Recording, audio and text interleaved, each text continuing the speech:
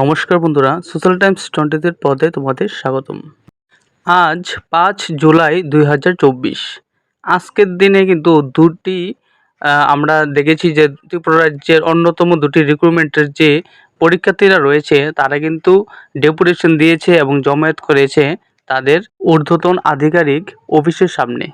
বিস্তারিত যাওয়ার আগে অবশ্যই যারা প্রথমবারের মতো চ্যানেলটি ভিজিট করছেন সাবস্ক্রাইব করে পাশে থাকবেন নিত্য নতুন আপডেট পাওয়ার জন্য। তাহলে চলুন বিস্তারিত আলোচনা করা যাক।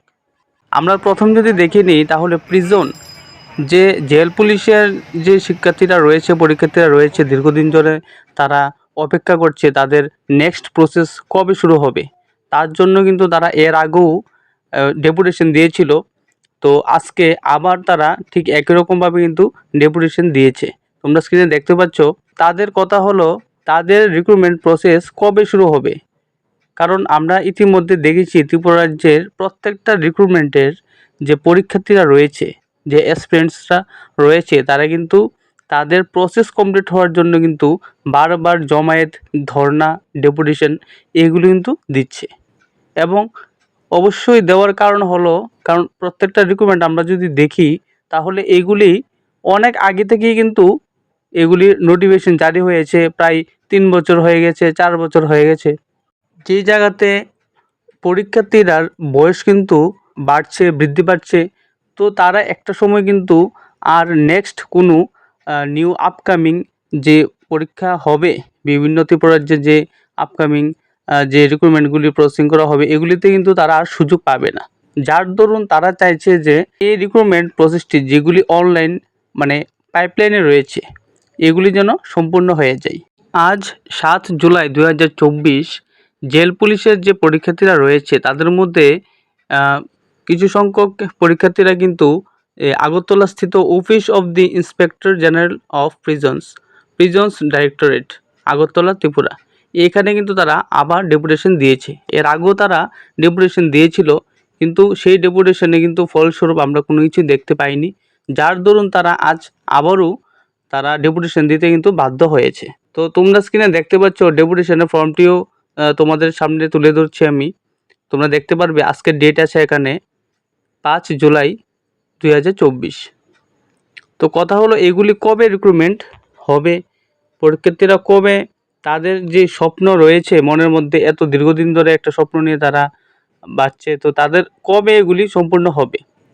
পাশাপাশি আমরা আবার দেখছি যে ঠিক একই দিনে মানে 5 জুলাই 2024 ঠিক একই দিনে কিন্তু টেট যে পরীক্ষার্থীরা রয়েছে তাদেরও কিন্তু এখানে একটা জমায়েত হয়েছে। আমরা আগরতলার যে শিক্ষা ভবন রয়েছে ওইটার সামনে তোমরা স্ক্রিনে দেখতে পাচ্ছ।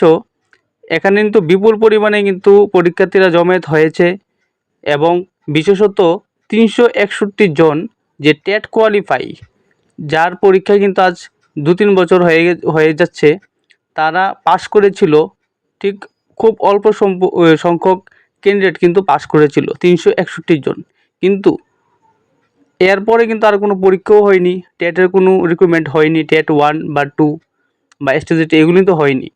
তো যাই হোক, কিন্তু টেট যে কোয়ালিফাইং করেছে 361 জন ক্যান্ডিডেট, তাদের কেন নিয়োগ হচ্ছে না সেটাই নিয়ে কিন্তু তাদের দাবি এবং তাদের জমায়েতের উদ্দেশ্য। আমরা জানি ইতিমধ্যে ত্রিপুরা রাজ্যে গ্রাম পঞ্চায়েত ইলেকশনও শুরু হতে চলেছে। এখানে আচরণবিধিও লাগু হয়ে যাবে আর 1-2 দিনের মধ্যে। তো সেই জায়গাতে যদি আচরণবিধি লেগে যায় তাহলে কিন্তু আর এই যে দুটা রিক্রুটমেন্ট সেগুলি কিন্তু আর এখন প্রসেসিং হবে না, এগুলি স্থগিত হয়ে যাবে। এবং আফটার গ্রাম পঞ্চায়েত ইলেকশন এগুলি কিন্তু আবার শুরু হবে। তো অনেকটা দিন, এখানে প্রায় 1 মাসের মতো কিন্তু একটা সময় লেগে যাবে। এবং তারপরে আবার কবে এটা নোটিফিকেশন দেবে, আবারও কি নাকি আবারও ডেপুটেশন দিতে হবে, জমায়েত করতে হবে, সেটাই নিয়ে কিন্তু প্রত্যেকটা পরীক্ষার্থীর মনে কিন্তু প্রশ্ন থেকেই যাচ্ছে। তো আমরা অবশ্যই দেখব যে গ্রাম পঞ্চায়েত ইলেকশনের পর এগুলি নিয়ে কতটুকু সরকার চক্ষুদৃষ্টি করবে এবং অ্যাক্টিভিটি দেখাবে, এগুলি সম্পূর্ণ আমরা লক্ষ্য রাখব। তো অবশ্যই তোমরা দেখতে পাচ্ছ স্ক্রিনের মধ্যে যে অনেক সংখ্যক কিন্তু যে টেট পরীক্ষার্থীরা রয়েছে তারা কিন্তু জমায়েত হয়েছে শিক্ষা ভবনের সামনে, আগরতলাস্থিত শিক্ষা ভবনের সামনে। অবশ্যই রাজ্য সরকারের কাছে অনুরোধ থাকবে, প্রার্থনা থাকবে এই রিক্রুটমেন্টগুলি যেন খুব দ্রুত প্রসেসিং কমপ্লিট করে তাদের অফার লেটার দেওয়া হয়। তো অবশ্যই যে কোনো আপডেট পেলে সরাসরি আপনাদের কাছে পৌঁছে দেওয়ার চেষ্টা করছি। চ্যানেলটিকে সাবস্ক্রাইব করে পাশে থাকবেন নিত্য নতুন আপডেট পাওয়ার জন্য। সম্পূর্ণ ভিডিওটি দেখার জন্য অসংখ্য ধন্যবাদ আপনাকে।